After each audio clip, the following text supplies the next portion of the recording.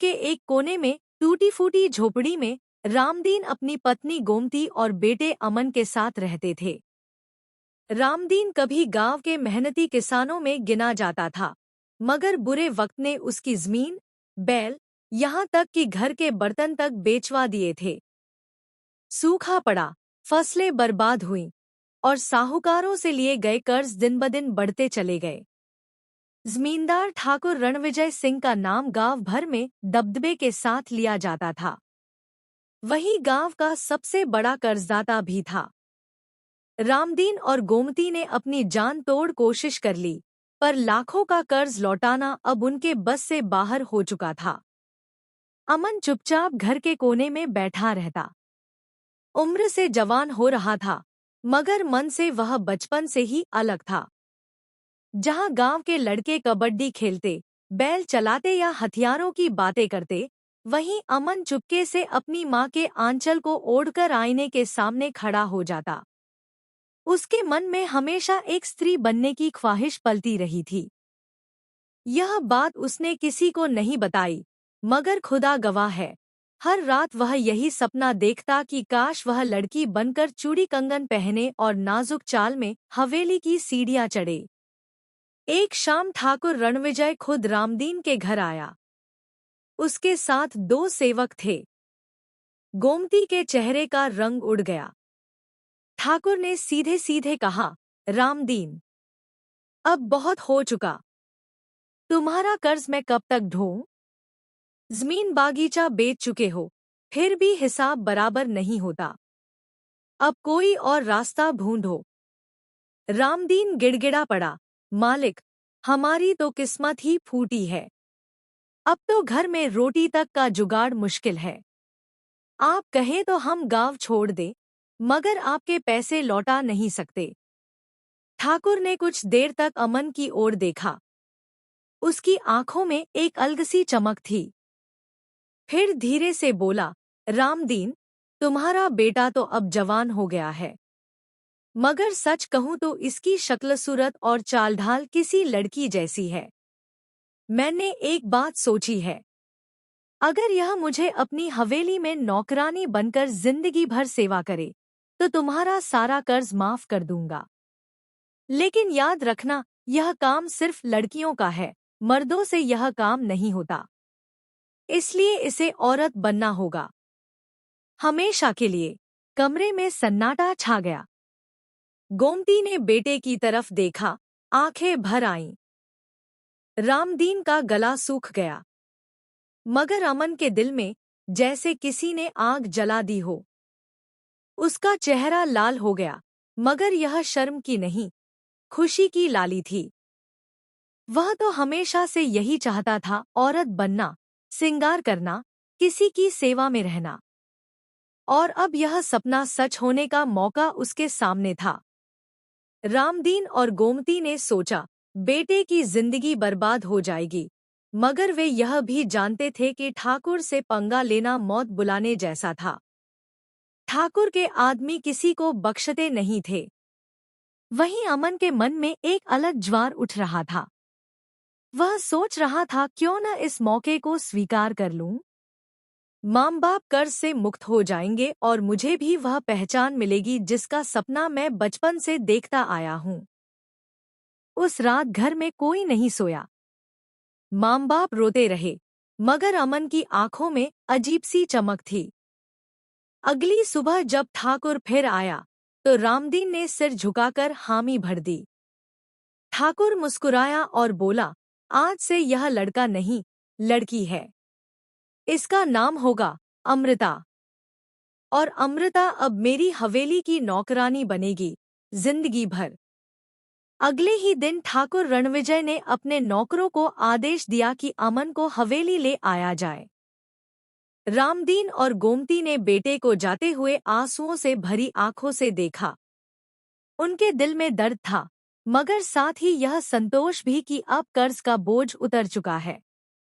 अमन ने जब माँ के पैरों को छुआ तो उसकी आंखों में आंसू नहीं थे, बल्कि एक अजीब सी चमक थी। उसने पहली बार महसूस किया कि उसका सपना अब सच होने जा रहा है। हवेली पहुंचते ही उसे एक बड़े कमरे में ले जाया गया, जहां औरतों के कपड़े, गहने और सिंगार की चीजें रखी थी। ठाकुर की पत्नी सालों पहले गुजर चुकी थी और हवेली में सिर्फ नौकर नौकरानियां और ठाकुर ही रहते थे। ठाकुर ने अपने सेवकों को आदेश दिया, आज से इसे अमन नहीं, अमृता कहकर बुलाओ और इसे पूरी तरह स्त्री बना दो। दो बूढ़ी दासियां कमरे में आईं। उन्होंने अमन को स्नान करवाया, उसके लंबे बालों को तेल लगाकर संवारा और कसकर चोटी बांधी। फिर उसे औरतों के कपड़े पहनाए गए, लाल रंग का घाघरा चोली, दुपट्टा और चूड़ियां। पहली बार जब अमन ने आईने में खुद को इस रूप में देखा तो उसकी सांसें थम गईं। उसने धीरे से अपने हाथों को उठाकर चूड़ियों की खनक सुनी। वह नजरें झुकाकर मुस्कुरा पड़ा।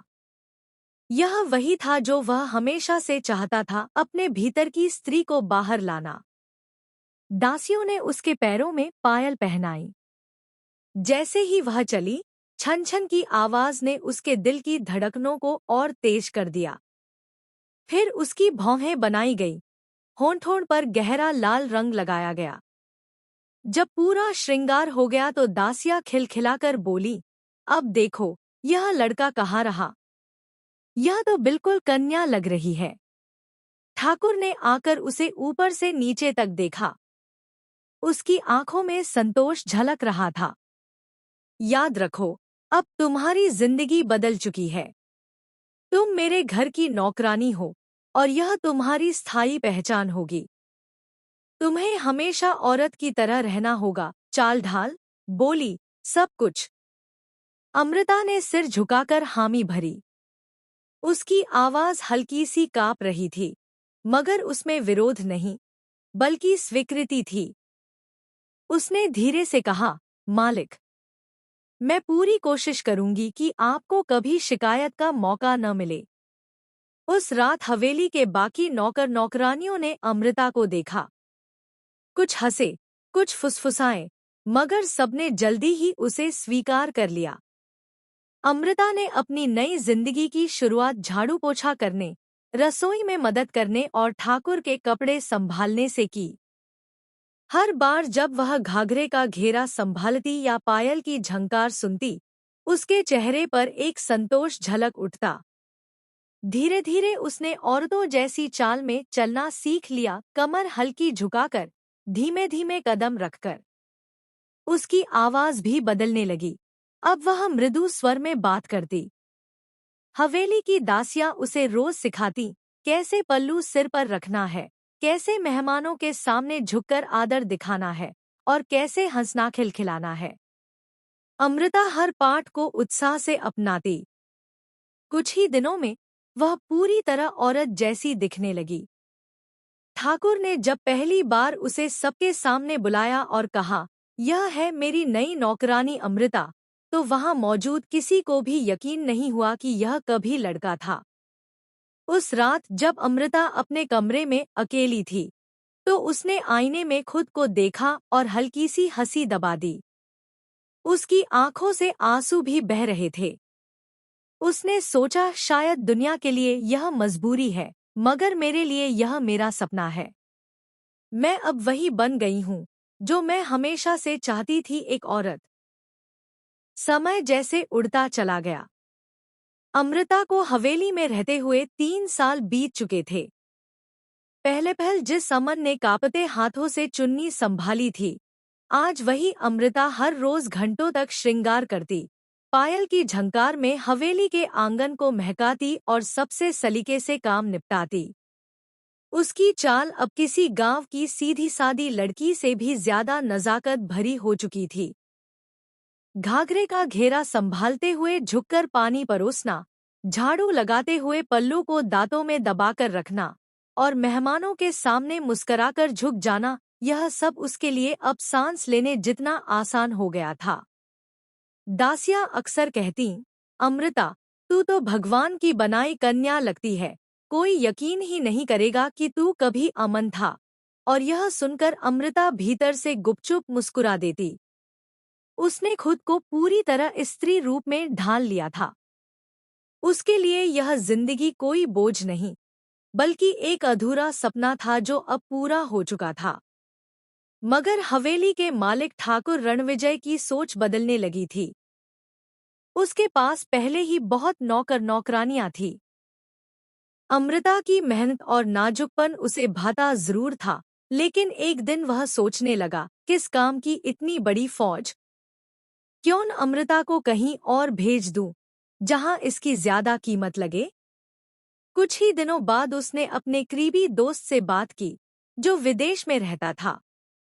वह दोस्त अक्सर लिखता कि उसे अपने बंगले में एक वफादार नौकरानी की जरूरत है, जो न सिर्फ काम संभाले बल्कि मेहमानों के सामने सलीके से पेश आए। ठाकुर को तुरंत ख्याल आया, अमृता कौन इससे बेहतर हो सकता था? ठाकुर ने रामदीन और गोमती को हवेली में बुलवाया। दोनों पहले ही उम्र और गरीबी से टूट चुके थे।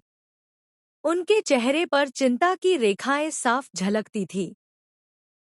ठाकुर ने बिना घुमाए फिराए कहा, तुम्हारा बेटा यानी अब अमृता मेरे पास 3 साल से है, मगर अब मुझे इसकी उतनी जरूरत नहीं रही। मेरे विदेश वाले दोस्त ने इसे अपनी हवेली में बुलाया है। तुम चाहो तो इसे वहां भेज दो, वरना जो कर्ज मैंने माफ किया था वह सब फिर से लौटाना पड़ेगा। रामदीन और गोमती के चेहरे पर पसीना छलक आया। वे जानते थे कि लाख कोशिश कर लें, वे कभी वह कर्ज नहीं चुका सकते। उनकी आंखों से आंसू बहने लगे।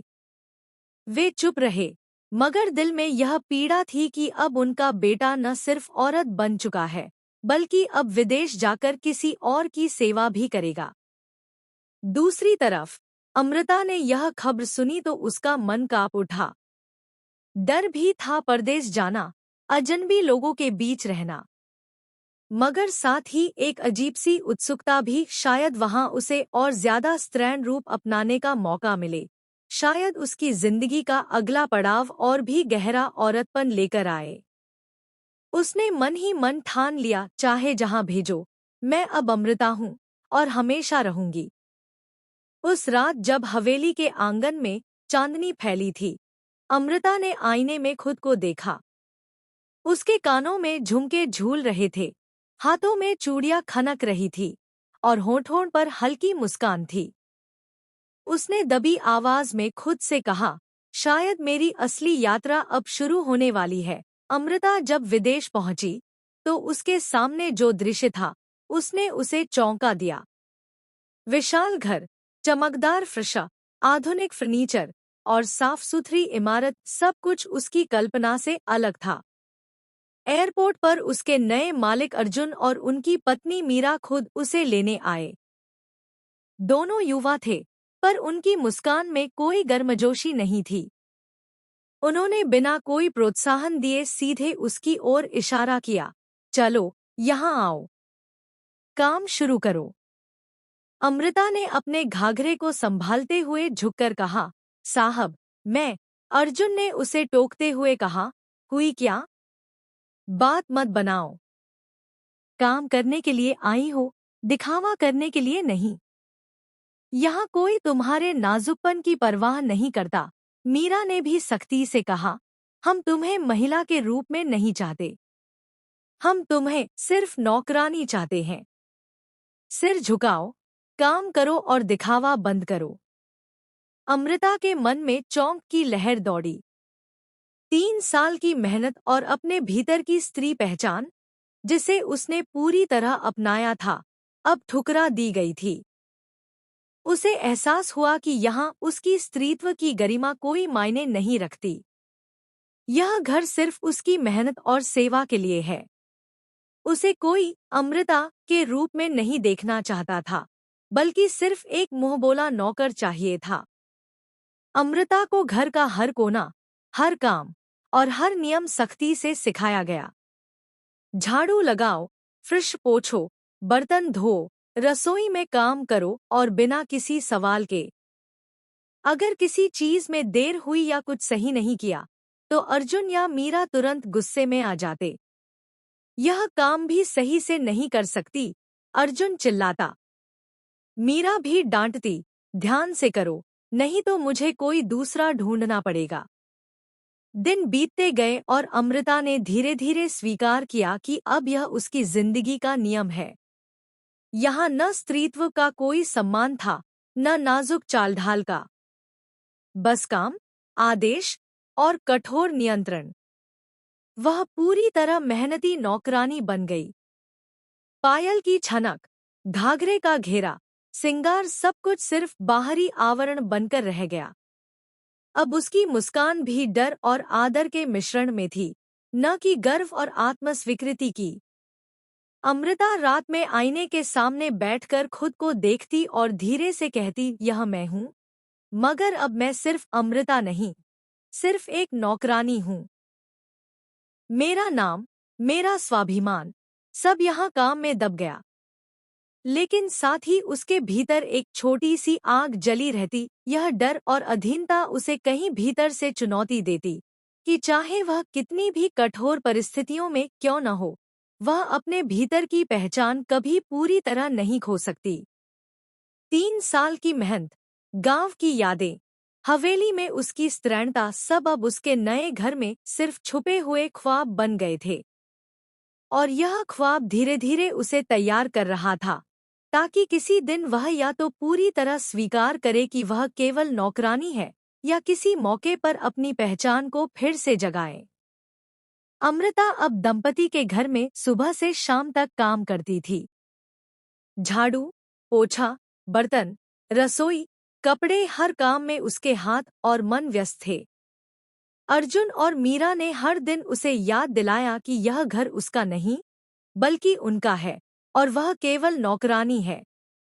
किसी भी गलती पर दोनों उसे डांटते, कभी-कभी गुस्से में उसे बेइज्जत भी कर देते। हर शब्द में सम्मान नहीं था, हर कार्य में दबाव।